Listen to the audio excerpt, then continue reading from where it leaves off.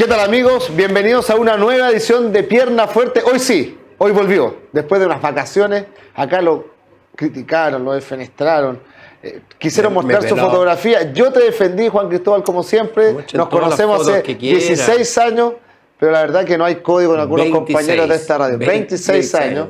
Así que bienvenido nuevamente acá a Pierna Fuerte. ¿Cómo estuvo las vacaciones? No, nosotros no tenemos códigos, ¿ah? ¿Qué tenemos? Nosotros tenemos principios éticos. Exactamente. Nosotros no somos futbolistas, ojo, no nos manejamos con códigos. No somos lo más noble de la actividad. No somos lo más noble de la actividad, tenemos alta y baja, y así, pero tenemos principios éticos que podemos ser sancionados, de hecho. Oye, Juan Cristóbal, primero que todo, ¿bien? Sí, ¿Lo pasó bien? Todo tranquilo. Con Damián, su pequeño surfista. Sí, también, Excelente. Comiendo bien. Y vio fútbol, me imagino. Vi fútbol, no tanto, pero vi fútbol. Había que ver alguna cosita, sobre todo vamos a arrancar con el tema de la semana, obviamente, con la eliminación de Chile a la Sub-20. Sí, se supo hace muy poco rato la salida de Pato Ormazábal, ya la NFP lo oficializó, vamos a tener atrás el comunicado. Pero era insostenible, ¿ah? Insostenible, ¿cierto? No había mucho para respaldar su trabajo. Ahora, si uno hace el análisis completo, porque ayer yo en el programa me enfoqué específicamente en el tema de Cajicao, el plan y lo de Ormazábal, hay varias razones, o sea, hay muchas, multifactoriales. Primero, si son 4 sudamericanos que no puedes clasificar en la ronda final, hay una tendencia y hay un patrón que tiene que ver con la formación en los clubes y con el trabajo de las selecciones sub-20, no solamente Pato Ormazábal. Ahora, me parece que este fue el peor de todos. O sea, esto es un patrón descendente, además, porque el último sudamericano, el anterior, Chile queda eliminado en el último minuto con Colombia. Le había ganado a Brasil. O sea, hizo cosas Chile. O sea, pudo haber clasificado. Más allá que en el hexagonal final no clasificar al Mundial, tuvo un rendimiento mejor que este. Era mejor equipo. Tú eres el equipo que dirigía Robles. Que decía Robles. Que se jugó en Chile. Que se jugó en Rancagua, claro. Luego, ya, salvo algunos instantes con Ecuador, el equipo no mostró línea de juego, el equipo no mostró reacción, el equipo se mostró psicológicamente muy débil. Y también habla del futbolista joven chileno eso. No solamente del trabajo de Patricio Ormazábal, que no fue capaz de levantar ese equipo pese a que se hizo una gira, se fue a Pinatar, se desechó Toulon por esto, por lo otro, se jugó contra Brasil. Psicológicamente el equipo no tuvo reacción. Ahora, ese es un factor. Otro factor que hemos sabido que, por supuesto, a ver si alguien le pregunta a Ormazábal, hubo graves problemas de disciplina en la preparación. Jugadores que no llegaron, en fin. Y por eso varios quedaron fuera. Ahora, ¿por qué esos jugadores tienen esos problemas de disciplina en la selección, pero no en sus clubes? Es una pregunta que hay que hacerse. Y eso tampoco contribuyó. O sea, evidentemente que varios jugadores quedaron fuera de la selección por problemas. Hubo un jugador que, por ejemplo, llegó a un entrenamiento porque se fue a la playa, por contar una. Luego tenemos cómo... Está sonando el teléfono. Es un jugador de la sub-20, sí. A lo mejor. Tenemos como el rendimiento descendente de la selección. Tenemos cómo el estallido social afectó el trabajo de las divisiones inferiores. Porque Chile tuvo un doble parón. No solamente el problema grave que significó la pandemia, sino que ya venía muy herido el trabajo de cadetes por el estallido, donde se suspendió todo y donde los clubes echaron a los técnicos de inferiores. Ese segundo semestre fue muy nefasto para toda la generación, incluida esta. No entiendo por qué la gente cargó contra el fútbol y cargó contra el fútbol de cadetes, como si esa fuera una reivindicación social. Esa fue una impostura, una locura, que no sé qué ideológicamente dónde podemos ubicar eso en el arco de reivindicaciones sociales. Prohibir a los cadetes jugar, ¿por qué? ¿Por fascista? Bueno, luego viene el parón de la pandemia. O sea, es más de un año y medio que no se hace nada. Y luego, cuando llega Cajicao, el plan para la cadetes se entrega un año después de que él llega. O sea, se perdió el 2021, recién el 2022. Exactamente, y eso lo dijo ¿cómo se llama Corengia, cuando él presenta su plan? Hizo una exposición para claro, dice después, ahí las declaraciones están en el archivo, oye, aquí este señor no está haciendo nada. Y claro, ya cuando tiene el rancho incendiado cuando se tiene que jugar la renovación de contrato Cajigao. Le quedan 6 meses, aparece con este plan sospechosamente parecido a uno que había dejado el Flaco Leiva el año 2019 y sospechosamente parecido también al de Corengia.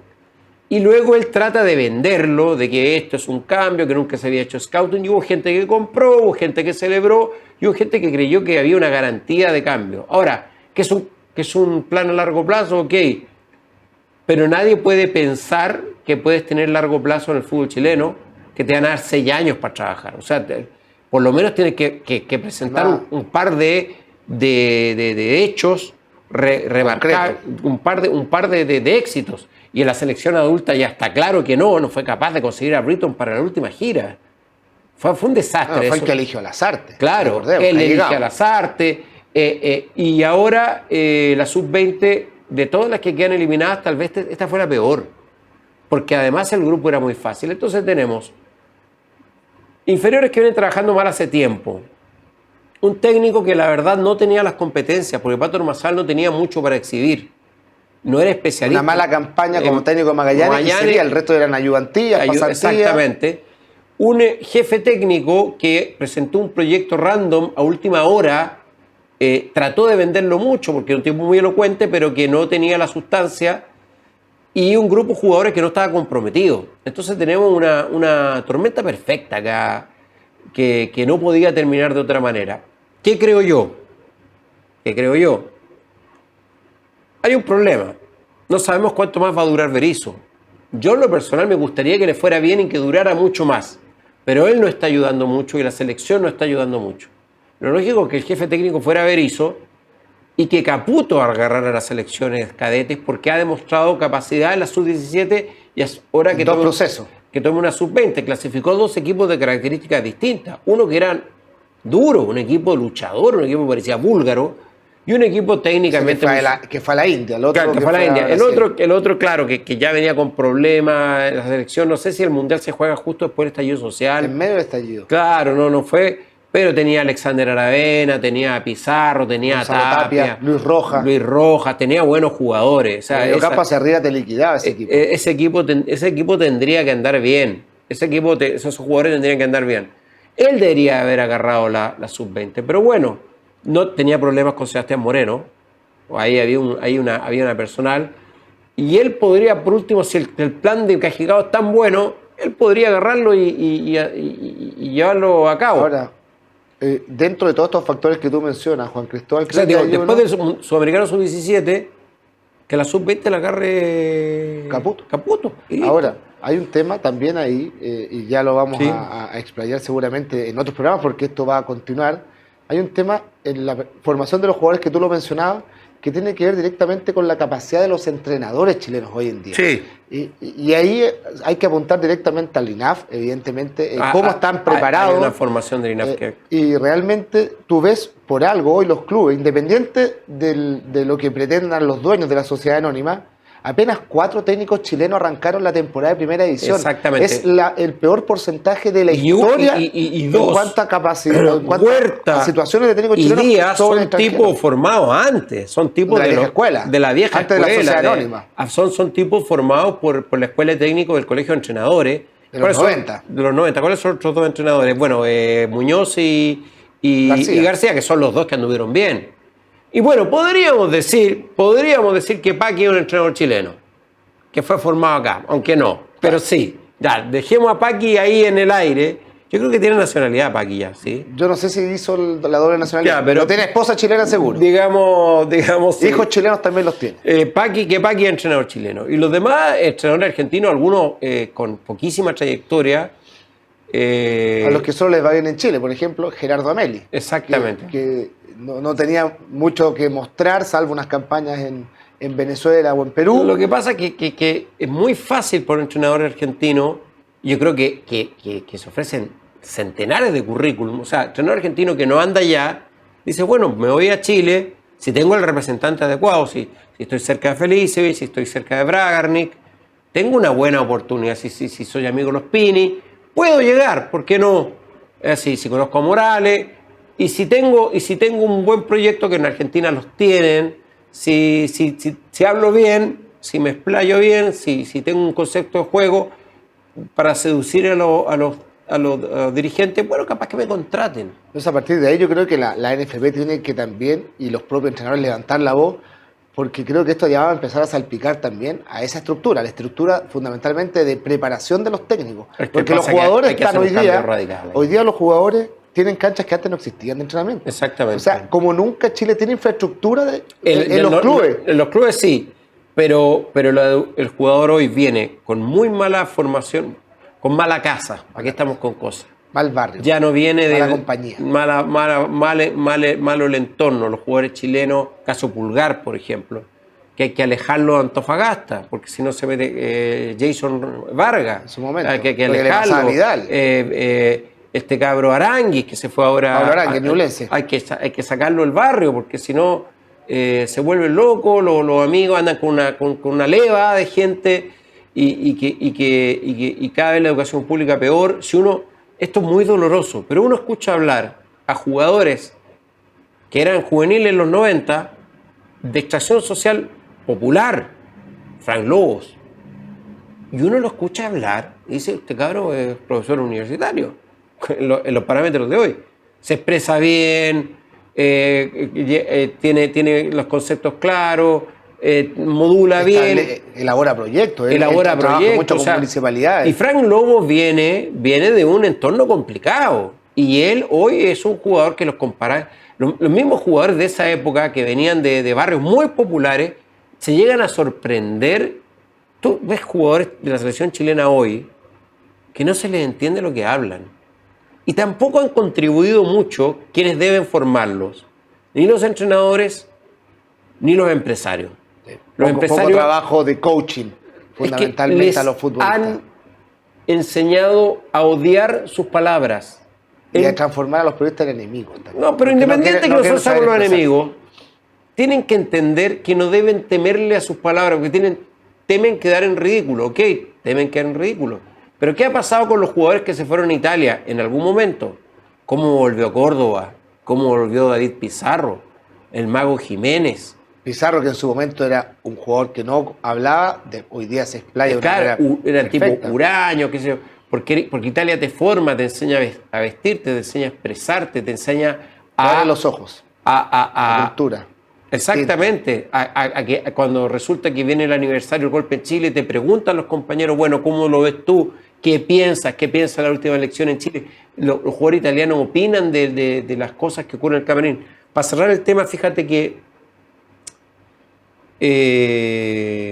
Núñez, el arquero, Felipe Núñez, que está en Recoleta, me contaba en su momento, ya prescribió, digamos, que cuando ocurrió el tema del bautizazo y que Borghi echa a los jugadores de la selección, él llega al camarín de Palestino pensando que iba a ser el tema del camarín.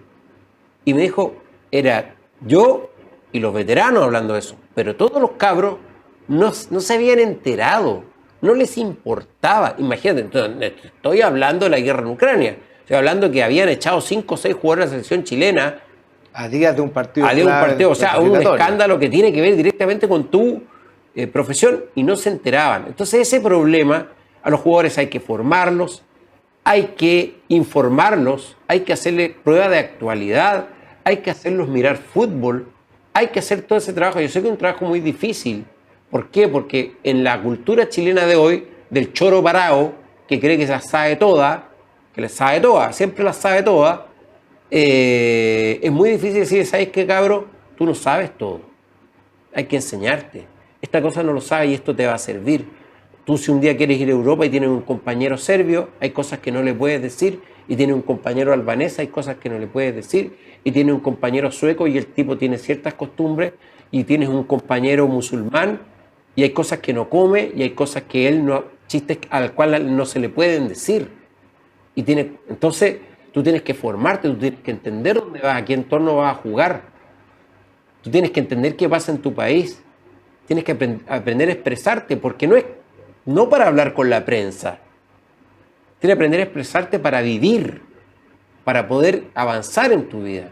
Si no es para que uno te haga una entrevista, sino para que tú, cuando te retires del fútbol, puedas seguir viviendo y no vivir escondido de tus propias palabras. Y eso es un problema grave que tiene el fútbol en la actualidad. Y tiene la sociedad, no solamente el fútbol. El que volvió con todo, ya lo vimos la semana pasada, fue el Pato Yáñez. Y hoy en su sección, obviamente, con toda esta debacle a sub-20, le dedica algunas palabras a los chicos que fueron a Colombia y también al técnico Patricio Ormazábal. El Pato Yáñez de la semana. Gracias, compañero. Menos mal que volviste, Guarelo. Unas extensas vacaciones. Sí, y pasó de todo. Fundamentalmente que tuvimos un nuevo fracaso de la selección sub-20. Un nuevo fracaso. En esta oportunidad, el Pato Ormazábal y un grupo de jugadores. Yo no sé cómo toman decisiones como para siempre o casi siempre poner gente nueva, directores técnicos que no tienen experiencia para manejar una sub-20. Eso hay que quitarlo de raíz. El nuevo técnico, el que va a reemplazar al Pato Ormazábal, tiene que ser un técnico con recorrido, con experiencia, que tenga credibilidad, que los jugadores lo miren y digan, ya, profe, creemos en usted, creemos en la idea, y que sea un técnico que no esté también ratoneando, ni jugando a la defensiva, ni con la calculadora, ni pensando que no es obligación ir a un mundial, jugadores que declaran que Chile no ha ido hace mucho tiempo a jugar un mundial, por lo tanto no hay obligación. Tiene que llegar un técnico que le cambie la mentalidad a estos chicos. Por lo demás, agrandado, agrandado en el sentido que uno los agranda. Uno cree que son mucho más de lo que son futbolísticamente, que el día de mañana alguno de ellos pueda jugar, pueda triunfar, pueda tener regularidad, está por verse. Por ahora son solo proyectos. Incluyo a Osorio, incluyo a Say, que son como los top, ¿no? Son como los grandes jugadores que tiene el fútbol chileno que pertenecen a la U. Técnico con experiencia, técnico con capacidad, técnico que tenga manejo y jugadores de verdad que entiendan que con lo que traen de casa no alcanza. Si no corren, si no se cuidan, si no entrenan, si no corren con el talento, no se juega hoy en día al fútbol. Y Botón demuestra lo que pasó en Colombia, que ni siquiera accedimos a la segunda fase o al hexagonal. Así que, de verdad, un verdadero fracaso y me obligan, pues. Me obligan.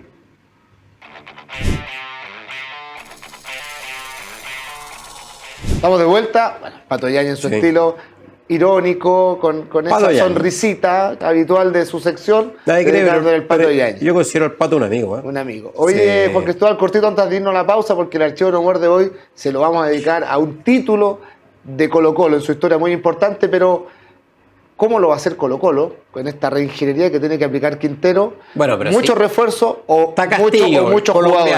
Está Castillo que tiene que ser titular, que se vio bien en el debut con Piapó, se lesionó después, nadie sabe cómo, pero bueno. Se apretó el dedo contra la puerta, ya.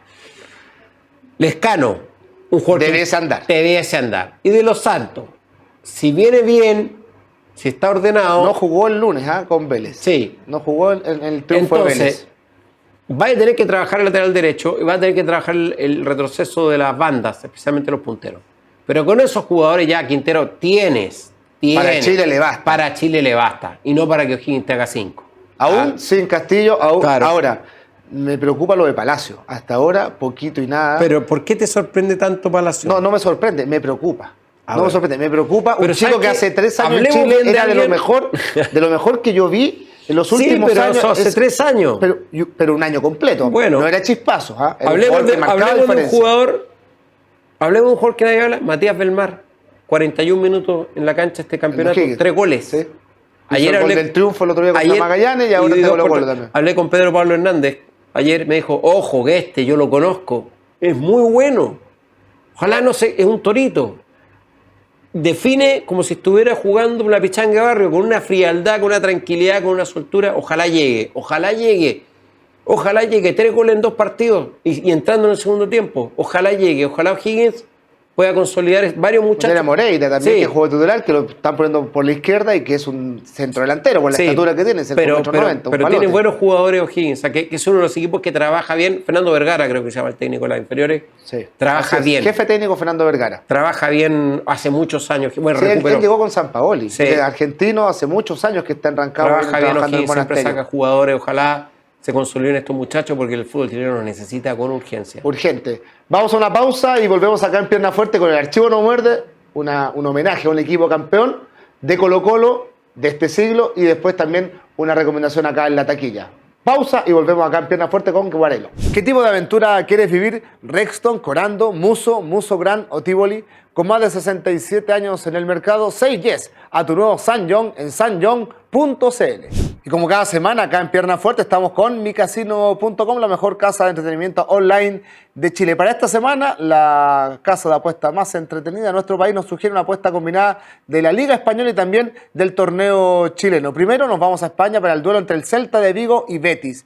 Victoria del Celta en el primer tiempo, pero la victoria en los 90 minutos será para el cuadro de Pellegrini y Bravo. O sea, gana el Betis al final de los 90 minutos. En Chile, Palestino y Universidad de Chile van a empatar. Lo mismo que Colo-Colo y Ñublense, que cierran la fecha el próximo lunes. Si usted apuesta 10 lucas con el código fuerte, se puede ganar 5.290.000 pesos. Juega, gana y sobre todo cobra en micasino.com.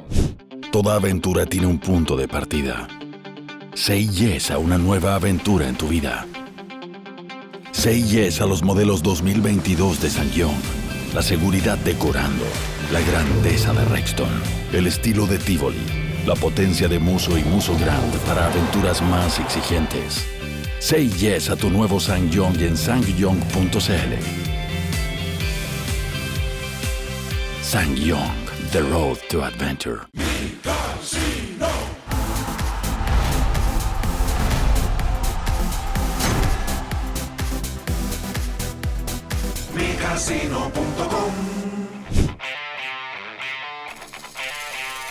Y ya estamos de vuelta en Pierna Fuerte con Juan Cristóbal Guarelo y la sección favorita de muchos, el Archivo No Muerde. A propósito de la debacle de la selección sub-20, hoy se cumplen, en realidad el 3 de febrero, se cumplen 10 años, Juan Cristóbal, de la última clasificación de una sub-20 mundial. Eso es increíble.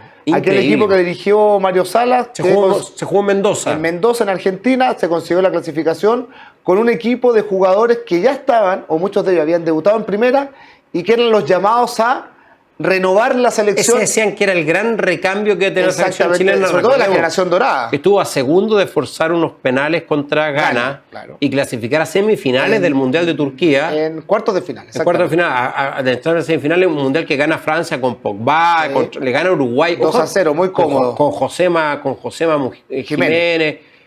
Con Derrascaeta. En Uruguay, lo interesante es que cómo después eso Francia y Uruguay se nutrieron de esa selección sub-20 y no fue así Chile, que estuvo cerca de meterse por último en semifinales. Un equipo que tuvo un problema antes de subirse al avión. Claro. No específicamente antes roja. de subir, pero Fernando Carvalho había sido el técnico de esa generación para el Mundial, trabajaba o integraba parte del cuerpo técnico de Claudio Borgi, pero tras la salida del Vichy de la selección, tras una derrota ante Serbia en Suiza, sale Carvalho también en solidaridad con el Vichy y la NFP contra el tiempo decide contratar a Mario Salas, que ese año 2012 había hecho una muy buena campaña con Barnechea, no había logrado ascender, había perdido todas las definiciones posibles para lograr el tan ansiado ascenso a primera división, pero había dejado una muy buena señal. El técnico, que después pasaría por Huachipato, Colo-Colo y Católica, entre otros equipos, y logró amalgamar una serie de piezas jóvenes de Juan Cristóbal, entre ellas, te nombro solo algunas, en el sudamericano, porque después del Mundial se sumaría Ángelo Enrique, Nico Castillo, Claudio Baeza, Sebastián Martínez, Igor Lichnowsky, Felipe Campo, el arquero era Darío Melo, entonces en Palestino, después llegaría a Colo-Colo, una selección que prometía, como decías tú, que lamentablemente no logró después en el profesionalismo llegar a reemplazar a los de la generación dorada. No llega. Uno suponía que Nicolás Castillo era un 9, el referente de área que les encanta ahora, el grandote, no llega, se enferma, más es un jugador que no toma buenas Que en decisiones. el extranjero le fue mal, salvo en una etapa en los Pumas de México. Exactamente. Ángelo Enríquez no llega, Lichnowsky no llega, Valver Huerta termina dando una vuelta muy larga Sí, antes de pero consolidarse. mejora, pero no llega. Ravelo, que supuestamente en un día, no llega. Claro. Simbicueva, que se fue a Chelsea en ese momento. Simbicueva, que bueno, es un correcto lateral izquierdo, pero no era un jugador para irse al Claudio Chelsea. Baeza. Baeza es un correcto volante central. César Fuentes, Sebastián Solo Martínez. Jugadores correctos, pero no dieron el salto que no uno dieron el imaginaba. salto, no. Porque claro, algunos fueron a Europa, a equipos chicos, a Europa Oriental sobre todo, Liga Croata. Acuérdate que Brian Ravelo, antes del Mundial, antes del Sudamericano, firma por el Sevilla. Exactamente. Como jugador libre. No quiere firmarle el contrato a Colo-Colo No. y termina pululando por una serie de equipos antes de tener que irse a México y ya lo tenemos de vuelta en Chile hace un Es rato. exactamente un jugador que prometía ser un jugador muy hábil, no llega. Y bueno, es una selección más lograda, daba un buen análisis. Porque hay selecciones que tenía grandes nombres y le va mal y después explotan. Y hay selección que tenía grandes nombres, le va bien y los jugadores no explotan. Eso es muy loco lo que pasó con la selección. Fíjate que ahí estaba Cristian Bravo, que también dio una vuelta larga en el Exactamente. extranjero. No, pero claro, ahí. Y jugadores que hicieron una correcta carrera en primera división. Felipe Campo, Mario Larena, muchos años en Unión Española, exactamente. César Fuentes, que hoy está en César, Colo-Colo. exacto, pero son jugadores profesionales correctos, pero no son jugadores desequilibrantes. 10 años de la última Exacto, clasificación. y eso y esa generación que tenían 19, 20 años, tienen que haber llegado 10 años antes a sus clubes, 8 años antes, estamos hablando, llegaron al 2000, son la última generación de los clubes sociales y deportivos. Puede ser. No es un detalle. Si tú lo analizas, Sí, es la seguramente última llegaron generación. con 10, 11 años, seguramente entraron en el Sausal. Claro, en es la el última viejo generación Monumental. captada por los clubes sociales y deportivos. O sea, ahí hay una cronología muy clara. Las sociedades anónimas han trabajado muy mal las inferiores. Muy mal. Solo quieren vender futbolistas.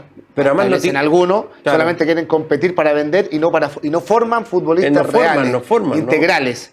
Y es un cacho. Oye, una selección, como bien decías tú, que en Turquía, donde se Sí. desarrolló el Mundial en el mes de julio, ganó el grupo, o sea, pasó el grupo y después en cuarto de final un partido dramático, en tiempo extra, gana, convierte con claro, le hacen un 119. gol ridículo, un gol. Por ahí está. Este es sudamericano. Este es el gol de Mira, Ravelo. Felipe Mora. Sí, Ahí vemos, mira, Valver Huerta con la número 4. El gol de Ravelo contra Perú, que le da la clasificación a Chile. Número 14, Ravelo como Matías Fernández, ¿no? Sí. Está Lichnowsky, No, lo decíamos, Simbicueva, Simbicueva. Valver Huerta. Mira de dónde le pegó. Imágenes de Canal 13, gente, esa, hay un tiro libre Pero, espectacular. ¿desde cuándo? Nunca más hizo un gol así, No, nunca. Ravelo. Nunca más. Perdió la pegada. O sea, ¿qué Exactamente. pasó? ¿Qué pasó? Algo está mal, ¿ah? Algo ocurrió en este chico que prometía muchísimo, no quiso firmar su contrato profesional con Colo-Colo, Bueno, hay recordemos, y se fue a un tema Europa. con Basaya, que Basaya lo pone 45 minutos en un partido, no anda y no lo pone nunca más. Mientras que el mágico González, ese que había traído de San Felipe, Llegó desde O'Higgins, había estado en San Felipe antes. le dio 600 oportunidades. 600 oportunidades. El año 2012. Eso fue el Archivo No Muerde, con un recuerdo que a esta altura no se nos cae una lágrima. Lloramos, tempestades, después de lo que pasó hace pocos días con la Sub-20, un recuerdo para esa generación dirigida por Mario Sales, que conseguiría la última clasificación a un Mundial Sub-20 para Chile el año 2013. Y hoy en la taquilla, Juan Cristóbal, tenemos una recomendación. Yo decía, un homenaje para un equipo campeón de fútbol chileno de Colo-Colo. Campeón en la quiebra. Es interesante porque Segundo semestre del 2002. tiene Juan varias Cristóbal. ediciones. Ignacio Morgan salió, no sé si el 2018, 2019, que habla del equipo, claro, que sale campeón en el 2002 después de la quiebra, que sale un equipo con algunos veteranos que se quedan y muchos juveniles, con Jaime Pizarro en la banca. Y es divertido porque, claro, es un libro escrito desde la emoción, lo estuve leyendo, está bien escrito, está entretenido. Pero además de este editorial, Trayecto, que es como especialista en Colo-Colo. Tiene multicampeón hay uno solo, relatos populares de Colo-Colo, de hincha leyenda, relatos populares 3, goleador del siglo, Colo-Colo 91. Es una editorial a Trayecto de libros de Colo-Colo, que también es Ahí interesante. vemos en la foto, Ahí bueno, está. un equipo donde estaba Marcelo Espina como gran bandera. Sí. Tenía goleadores como Manuel Neira, Ignacio Quintero, Estaba Bartichotto. Marco Millape, uno de Sí. los refuerzos que llegó esa temporada. Bueno, Guayquipán apareció en ese año 2002, pero que no tuvo tanta Lobo y figuración en el Bravo segundo en el semestre. arco, Claro, Lobo sobre todo. Lobo y en la defensa, bueno, David Enrique. O sea, Lucho Mena. Lucho Mena, exactamente. Bueno, Fierro, también Fierro, como sí. delantero Bueno, en que tenía esos otra años. velocidad en ese momento, Claro, sí. Acebal. Braulio Leal era Braulio el Leal, volante, buen jugador, el 8, sí, exactamente. buen jugador. Moisés Villarroel estaba Sí, uno de los experimentados de ese Era uno de Colo-Colo. los que le da la cuota de experiencia. Así que un recuerdo para ese campeón en la quiebra el año 2002. En este libro que se En llama ese libro, exactamente. Campeón en la quiebra de Ignacio Morgan. Después de ser campeón llega, ¿te acuerdas? Iván Zamorano. Sí. A disputar la Copa Libertadores en el año Y 2003. se retira después de un partido con Cobreloa. Algún día vamos a hablar, pues eso podría ser para Para otro más archivo, adelante no cuando muerde. pisa a Chandía. Sí, para Le cuesta otro. una sanción muy larga y decide retirarse. Así que aquí se lo dejamos, una recomendación para este verano. Usted que es hincha de Colo-Colo, que todavía está con el mal sabor del fin de semana, pero mire, esta historia. Esta linda historia, campeón en la quiebra, aquí con una polera. Me parece hasta el Mago Valdivia. En esos años no jugó mucho en ese año 2002. El 2003 pasaría a UD Conce. Aquí veo también a Mario Cáceres, petrolero. Sí. Oye, una cantidad de jugadores formados en casa de Colo-Colo y algunas de las leyendas de toda la vida como Bartichotto y Espina que se quedaron en el Monumental. Juan Cristóbal, un gusto tenerte de vuelta. Sí. Nos encontramos un ratito más en la radio y ya la recomendación para la próxima semana. La próxima semana ya volvemos el día lunes. Sí, ya vamos con esto del verano los tenemos un poquito ahí movidos, pero quédese con la certeza que vamos a volver a los lunes acá en Pierna Fuerte con Juan Cristóbal Correa. Muchas gracias por su sintonía. Nos vemos la próxima semana.